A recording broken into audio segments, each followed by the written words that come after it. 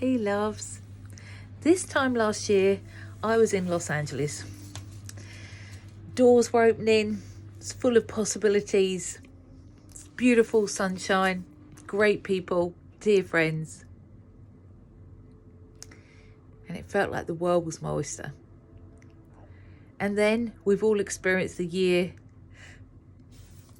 I'm not the only one that's gone through it, where it's felt like door after door after door is closed and our world, our personal worlds have become a lot smaller, with no socializing and no traveling and no music festivals, no gigs and all the things that I've always loved in my adult life.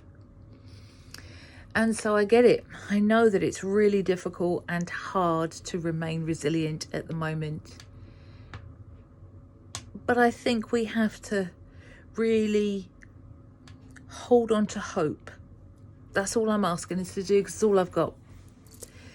All I've got is that there's hope. There has to be hope that this too shall pass. We know it will pass in some form or other, because nothing ever stays the same. And I think it's really important that we still keep our path. We stick to our path. We stick to our journey. Now, this year I've given up on goals, but it doesn't mean I've given up on intentions. So goals are things that I used to hustle for, to make things happen, and I don't do that anymore. 2020 taught me that. So I surrender, but I set out, I have in my head intentions of what I want to happen. And I really intend that this year is a magical year. I have no idea what that means. Before, in past years, I would have said, I'm going to make this happen. This is going to be the year of, and, intentions of great things are happening. And I had real goals around my work and personal goals and achievement and love.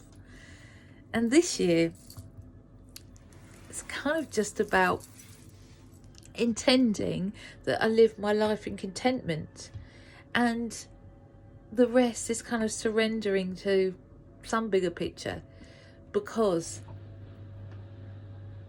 otherwise I can feel out of control and feel powerless in this situation, and that really gets me down and that brings me anxiety. So when I realise that there's some things here that I cannot control, and there's things I can, but there's most of the things I can't control in my life. But if I just then focus on maintaining hope and have an intention of living with deep fulfillment and contentment, you know what? Then life's okay. And we can keep our head well and truly above water, and we stop ourselves going down the plug hole. So that's why I refuse to watch the news or read newspapers. I keep myself updated in ways, actually, I'll tell you how I keep myself updated with the news of what I need to know is via Twitter, where I follow reputable sources and they tell you what's going on in one sentence. But apart from that,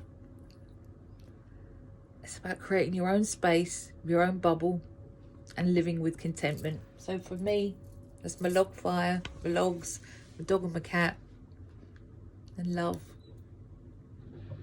So I'm sending you lots of love, and I'm asking you to hang on in there, and remember, there's always hope, and I love you.